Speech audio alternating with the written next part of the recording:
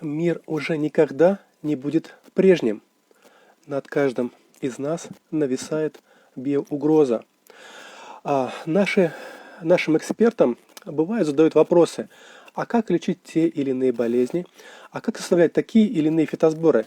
Разумеется, на такие вопросы ответить невозможно без обучения в школе. Тем не менее, ввиду особой ситуации, которая сложилась в стране, я сейчас расскажу о том, как же противодействовать той китайской заразе, которая нависла над каждым из нас и от которой не скрыться нигде, ни в самой уединенной деревушке, ни на острове, ни в какой-то иной стране.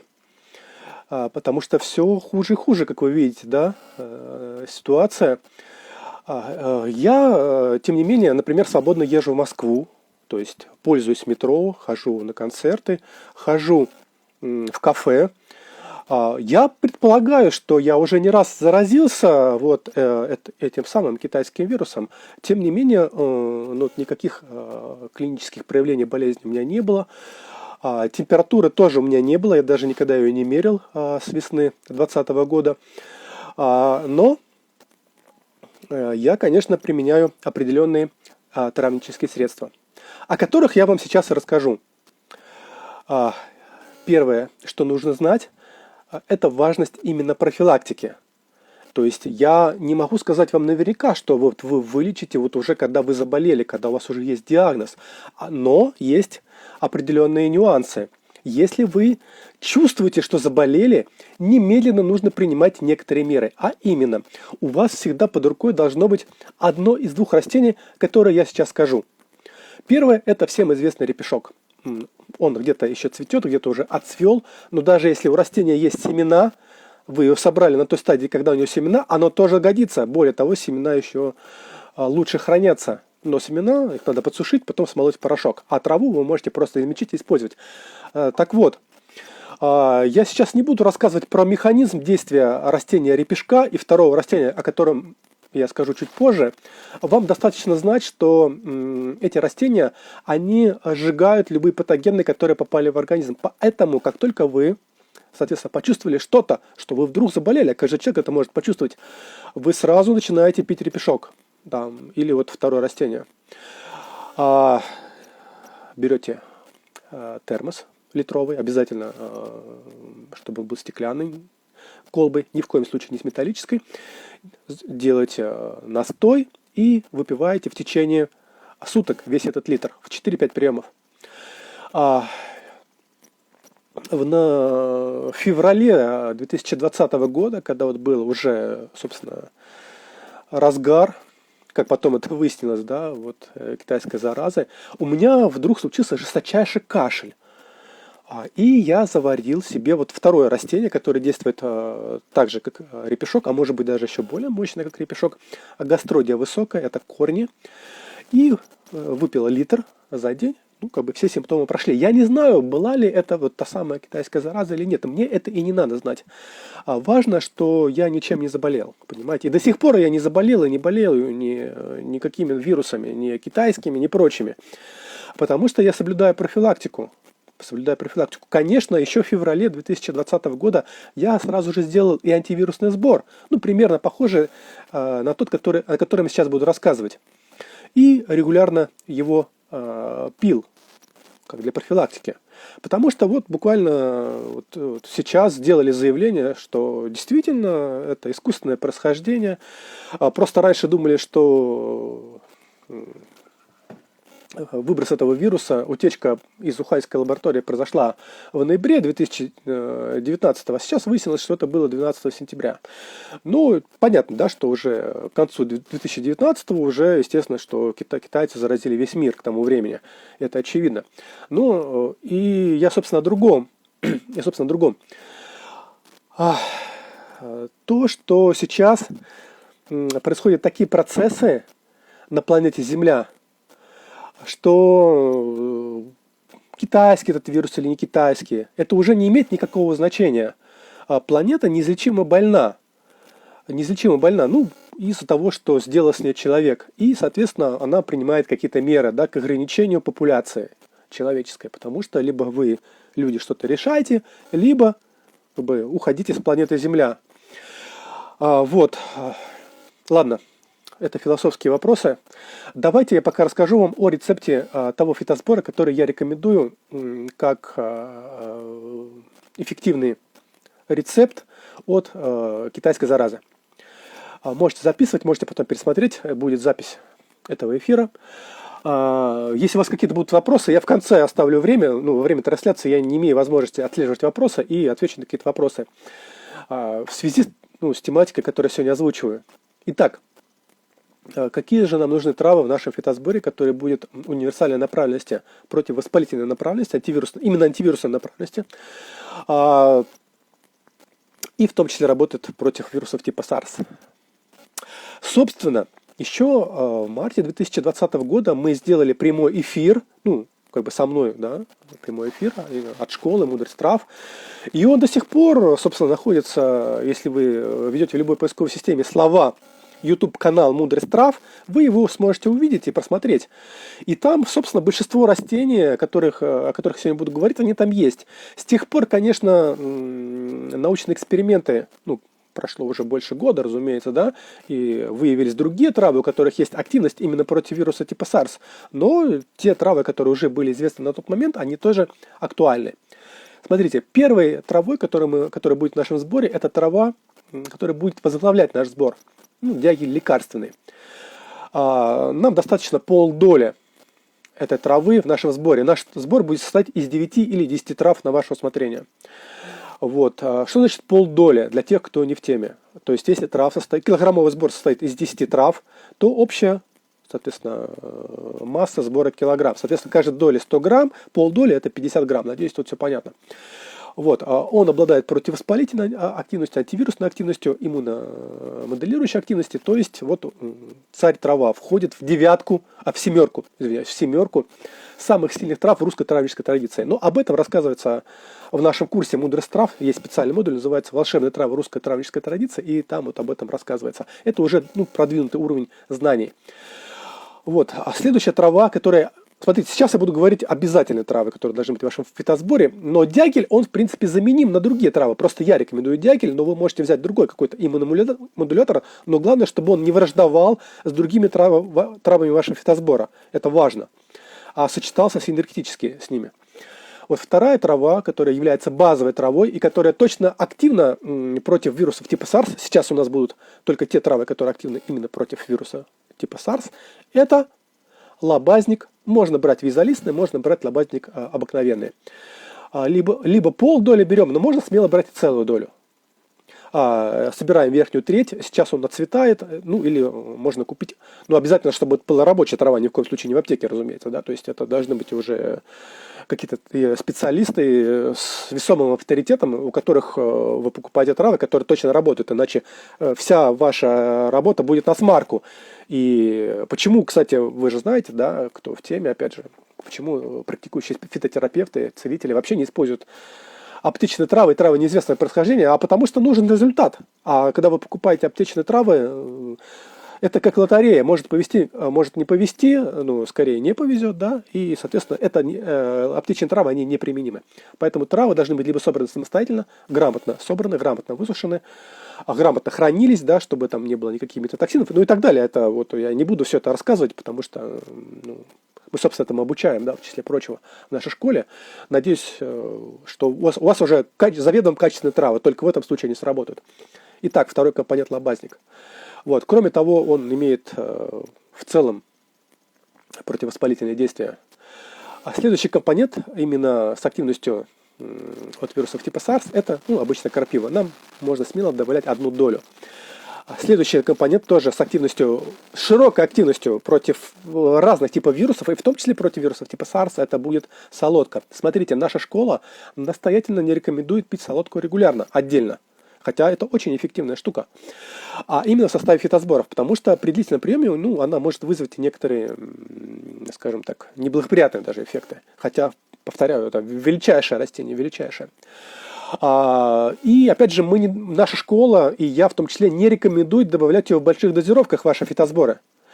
Но за одним исключением, а именно вот для этого сбора против вируса типа SARS, тут мы можем добавить ее полдоли, это огромная доля для солодки, огромная. А так мы добавляем ее 1/4, 1/5 часть во все другие сборы противовоспалительной направленности. Опять же, вы должны быть полностью уверены, что солодка рабочая, что она поступила к вам от людей с весомым именем в травническом деле. Это очень и очень важно. Следующий базовый компонент, ключевой компонент, как вот предыдущие травы для такого рода сбора, это шлемник байкальский. Я хочу сделать особый акцент, что другие шлемники неприменимы. Нам нужен именно шлемник байкальский, его корни. Достаточно всего лишь полдоли в нашем сборе. У него очень сильная активность против вирусов типа SARS. Вот, смотрите, это был обязательный такой вот основа, обязательная основа, которая должна быть в нашем сборе. А теперь те травы, которые заменяемы, могут быть заменяемы на другие травы. И я могу порекомендовать, например, тысячелистник. Его достаточно полдоли. Смотрите, вот сейчас он растет бесплатно, каждый его может собрать. Он сейчас цветет по всей стране. Если нас смотрят другие страны, люди других стран, он там тоже цветет. Можете собрать, потому что потом, когда настанет осень и зима, его можно только будет купить, и вы лишитесь такого ценнейшего ингредиента, да, как вот тысячелистник. И пару слов, опять же, для тех, кто смотрит в других странах. Я сейчас буду говорить некоторые травы, да, и, возможно, у вас их нет. Тогда вам придется их заменять на другие. Итак, какие же еще травы должны быть в нашем фитосборе? Это трава душица, добавляем ее 1 долю. Я не буду говорить о том, для чего она нужна, потому что это потребует долгих объяснений. Затем нам нужна будет буквица лекарственная. Если у вас нет именно вида буквица лекарственная, можете заменить другим видом именно буквицы, а не частица вообще. Потому что иногда путают частицы и буквицу. Это все-таки не одно и то же. Буквицы нам достаточно полдоли, но если вы положите 1 долю, тоже ничего страшного. И следующая трава, которую будет сложнее всего достать, это плакун трава, то есть дребеник иволистный.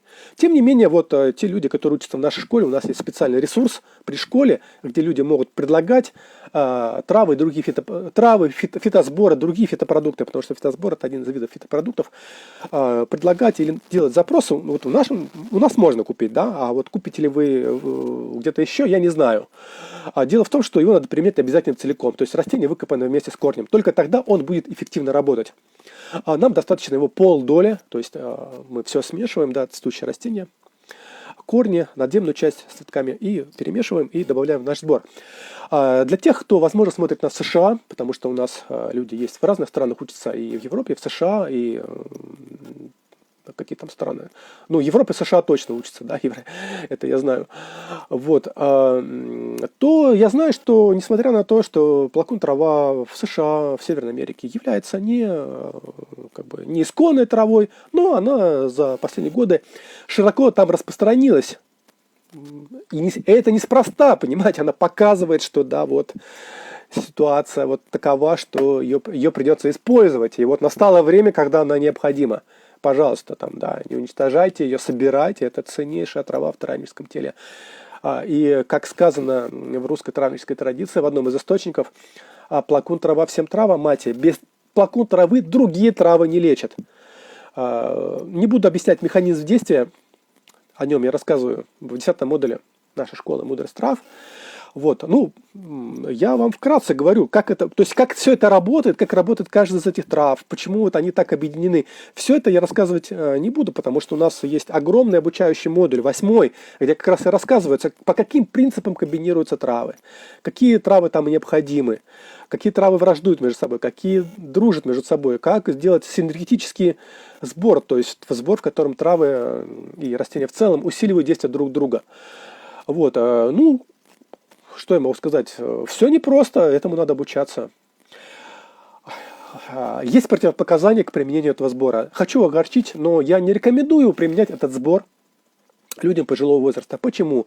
Потому что лобазник, он уже может быть опасен именно для людей пожилого возраста, потому что он обладает таким действием, что он прочищает сосуды. И если у человека, а в пожилом возрасте уже у большинства людей вследствие ненормального питания, магазина, едой, животными белками и так далее, сосуды забиты, и, соответственно, могут быть неблагоприятные последствия для здоровья. Поэтому пожилым людям не могу рекомендовать. Затем тысячелистник. Это сильнодействующее растение, поэтому вот мы его и добавили полдоли. И тоже его нельзя применять просто так, потому что оно нужно применять только когда в особых случаях. Это не растение для того, чтобы пить каждый день. Тем не менее, в нашем сборе оно выполняет свою роль. Его можно заменить на другие растения, если вы обладаете такими знаниями, которые вам позволяют это сделать. Так, и еще должен вас огорчить, друзья. Дело в том, что такого сбора недостаточно. И тех трав, что вы, как только вы почувствовали, да, что у вас что-то не так, что-то заразились, вы пропили там лепешок, да, либо гастродио, или вы пьете профилактический сбор. Да, кстати, пока не забыл, фитосбор, смотрите, даже такой сильный фитосбор эффективный мы не можем пить на постоянной основе, как и любой другой фитосбор. Мы его можем пить непрерывно 3-4 недели, потом делаем неделю перерыв, пьем еще 1 месяц и все, и больше мы его не пьем. Мы заменяем его на другой фитосбор, в котором другие компоненты, потому что, как правило, фитосборы больше 2 месяцев не работают. Да, то есть организм к ним привыкает и так далее. Опять же, это уже тема для углубленных изучений. То есть у нас должно быть 2 фитосбора, которые обладают противовоспалительной активностью. Не менее 2, да, чтобы мы могли их чередовать. Кроме того, мы на постоянной основе пьем чагу. Я пью чагу, с редкими пропусками почти каждый день. С ней тоже есть нюансы. Чага будет работать только при некоторых условиях. Первое условие. Она не просрочена, а срок хранения у нее небольшой. Второе условие. Она высушена при температуре не более 60 градусов. Третье условие. Она заварена температурой воды не более 60 градусов. Если хотя бы одно из этих условий не соблюдено, чага не работает. А она имеет подтвержденную активность против вирусов типа SARS. Кроме того, оно позволяет поддерживать оптимальный режим работы мозга и массу других показаний, и безвредно к применению. Можно делать вообще просто холодный настой, даже не горячий, а просто холодный. Тогда наставить надо несколько дней, 2, 3, 4. Так вот, смотрите, даже если вы соблюдаете все эти меры, пьете все эти растения, то от этого вируса все равно может не помочь. Почему? Объясняю. Тут все-таки никак нельзя не коснуться некоторых таких вещей, которые могут быть не всем понятны. Что делаю я? Что я рекомендую делать любому другому человеку? Если вы вдруг почувствовали, что вы заразились чем-то, да, какие-то симптомы появились, я повторяю, каждый это наверняка уже знает, когда он заболевает, вам надо сразу провести для себя сеанс медитации, и поставить самой для себя вопрос, самому или самой. Обязательно поставить вопрос перед собой, только в этом случае это сработает. А почему я заразился или, может быть, могу заразиться? Почему? В чем причина? И, соответственно, поставить себе вопросы. А для чего я живу на этой прекрасной планете? А приношу ли я какую-нибудь пользу этой планете? Или от меня остается на Земле след только в виде мусора и биологических отходов? Нужен ли я Земле? Потому что, смотрите, этот вирус, он неспроста, он коснется каждого человека на Земле. Он прикоснется к каждому человеку на Земле. Это как информационный сгусток. То есть он обязательно коснется каждого человека и протестирует его на то, нужен ли он планете или не нужен. Понимаете? Это неизбежность. С этим надо смириться. И, соответственно, этот сеанс медитации, этот сеанс осознания, он чрезвычайно важен для того, чтобы получить своего рода разрешение от Вселенной, на то, что вы будете жить дальше или не будете жить дальше. Такие вещи сложные, но я их обязан был сказать. Так, друзья, а если добавить в чай душицу, как часто можно пить? Да, друзья, ничего сложного, это страшилки. Вы знаете, сколько этих страшилок и мифов от всякого рода блогеров и влогеров, что душица это мужская трава, что только там, сколько крапиве страшилок. Столько всего, то есть непрофессионального на рынке этого травнического дела. Потому что многие же там блогеры на этом живут, да, вот они что-то транслируют, да, а людям со стороны в этом никак не разобраться, понимаете? То есть, потому для того и нужны систематизированные знания, достоверные знания. И вот в сторонническом деле обязательно нужен наставник. Почему вы думаете, вот у нас сейчас учатся на данный момент более 700 человек? Я даже не знаю, ну, может быть, там уже ближе к 800. И люди пришли, они понимают ценность вот этих знаний. И поэтому в сборах душиться безопасно. Тем более, я вам уже говорил, что вы не будете ее пить постоянно, вы будете ее пить месяц там, или два.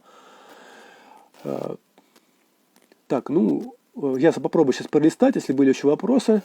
Ну, повторяю, вы сейчас можете задать какие-то вопросы, но если вы их потом зададите в комментариях, то я сразу скажу, что мы отвечать будем только выборочно, на свое усмотрение на какие-то вопросы. Ну, на все вопросы не можем ответить, только если они представляют какую-то ценность. Ну, не знаю, там, я все вопросы не могу пролистать, если они и были. Вот, пожалуйста, вот сейчас в прямом эфире, давно не проводил прямых эфиров вот, в Инстаграм, но вот, пожалуйста. Так, смотрите, вот человек пишет, у меня там определенное заболевание, а неважно какое заболевание. Смотрите, на такие вопросы, в принципе, отвечать запрещено. Вам нужна консультация врача, а лучше фитотерапевта. Как я вам могу ответить на такой вопрос? А можно ли мне пить этот фитосбор, если у меня какие-то болезни? То есть ни один нормальный человек на такой вопрос не ответит. Нам, кстати, достаточно много вопросов присылают. Там, какие травы там, или фитосборы от такой-то болезни там, или от другой болезни. Ну, естественно, что мы на такие вопросы не отвечаем, потому что это очевидно, что вам их ни один нормальный человек на них не ответит, потому что вам нужно брать консультацию, да, проводить анализы. Вот. Но все как положено. То есть тут без вариантов. Поэтому я вам и сказал об ограничениях сразу, что вот, если какие-то противопоказания к приему той или иной травы, если у вас какие-то болезни, значит, у вас все усложняется, да, усложняется. Потому что, несмотря на то, что в целом сбор, в нем нет ядовитых трав, но в нем есть травы с сильной биологической активностью. Ну, например, вот тот же тысячелистник, например, да, у него сильная биологическая активность. Да и у дягеля достаточно сильная биологическая активность, потому что он относится к категории царь трав, а это высшая категория в рамках русской травнической традиции. Ну вот опять вопросы пошли по болезням. Я же вам повторяю, ни другие эксперты школы не дают вопросов и не дают ответов по каким-то болезням. Потому что это невозможно. Это невозможно давать какие-то ответы ни в прямом эфире, ни в сообщениях, ни в комментариях, понимаете? Ладно, друзья, желаю вам здоровья, желаю вам хорошего вечера, желаю вам осознанного бытия. И как продумать, осознать, для чего же вы живете на этой прекрасной планете и для чего пришел вот такой якобы злобный вирус на нашу Землю.